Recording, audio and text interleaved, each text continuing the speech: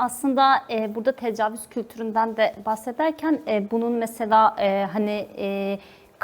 metaların kraliçesinden aslında özgürlüğün öznesi noktasına gelmeye çalışan bir kadının mücadelesinden de bahsetmek gerekiyor. Çünkü burada beraberinde birçok sonucu ortaya koyuyor. Biz bugün bir tecavüz kültüründen bahsediyoruz ama beraberinde sadece ortaya çıkan bir şiddet anından değil, öncesi ve sonrasından da bağ kurarak ortaya çıkan anı konuşmak gerekiyor. Bugün baktığımızda kadının giyiminden tutalım, davranışına, sözlerine ve bütün bir bütünen bir yaşam tarzına kadar şiddeti de dolaylı olarak meşrulaştıran bir sistemden bahsediyoruz. Medya ve dijital medyada kadının bedenini teşhir eden ve bir nesne olarak kullanan bir sistemden bahsediyoruz. Aynı zamanda rıza kavramının normalleştirildiği ve toplumsal baskıyla aslında rıza kavramı üzerinden kadınlara yönelik şiddetten bahsediyoruz.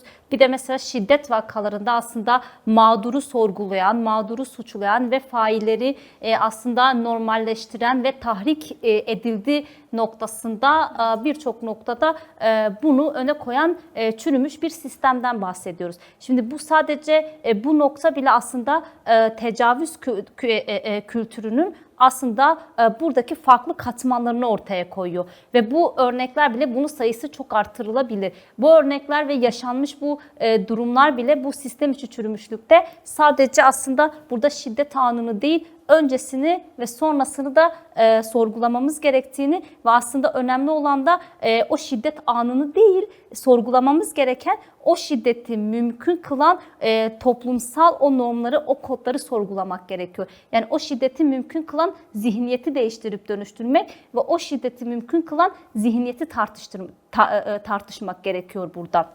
Bu nedenle aslında ortaya çıkan burada mesela Halklar Önderi Sayın Abdullah Öcalan'ın 8 Mart Kadın Bildirisi'nde de bu durum tarihsel bir bağlamla bağdaştırılmış. Mesela burada sömürü, yabancılaşma ve düşürülme mekanizmasının temelini oluşturan tecavüz kültüründe de bu mekanizmanın tecavüz kültürü de bu mekanizmanın en uç ve aslında en çıplak biçimlerinden biri olduğunu burada çok net vurgulamıştır.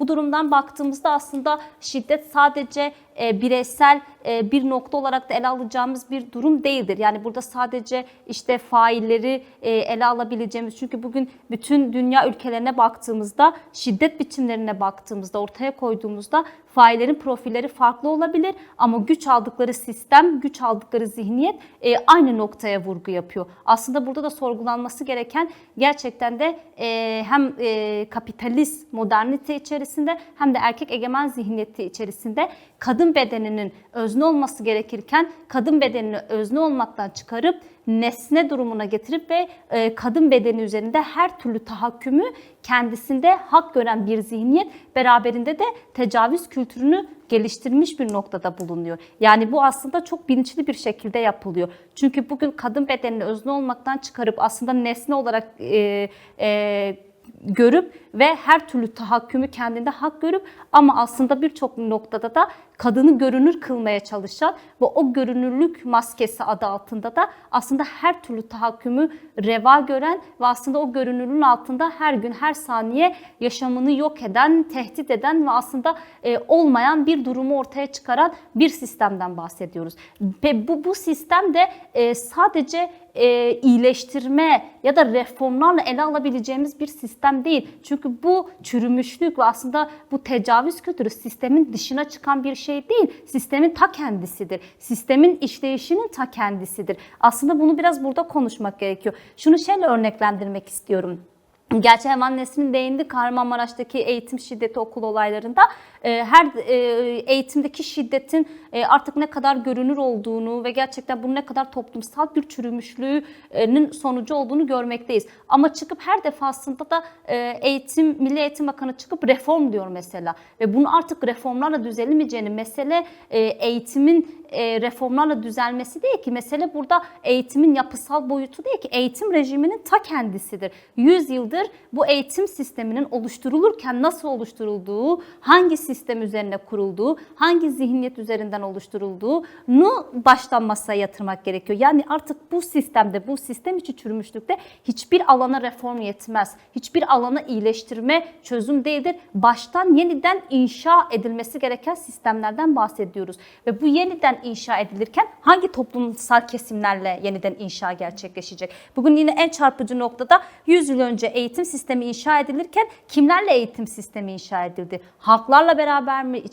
Kadınlarla mı? Toplumsal cinsiyet eşitliği çerçevesinde mi? İçinde kimler özneydi ki 100 yıldır gitgide çürümüşlüğün aslında topluma ne kadar yansıdığını görüyoruz. Ama her defasında bu sistemden vazgeçmek istemeyen bir akıl var. Ve vazgeçmek istemediği için de aslında burada toplumu oyalamaya çalışan reformlardan bahsediyoruz. Çıkıp işte okullara kameraların yansıtılması. Bu aynı şekilde mesela kadına yönelik şiddette de bu böyledir. Yani cezasızlık politikalarının bu kadar artık önünü alınamayacağı noktada olunması, faillerin hiçbir şekilde sorgulanmaması, aksine mağdurların sorgulanması bu noktada, kadınların giyiminden, konuşmasından bunu hak reva gören bir sistem artık iyileştirmeyle, onarmayla konuşabileceğimiz bir durum değil. Bu baştan sona yıkılması gereken ve artık yeniden hani diğer tartışma noktalarımızda da belirttiğimiz gibi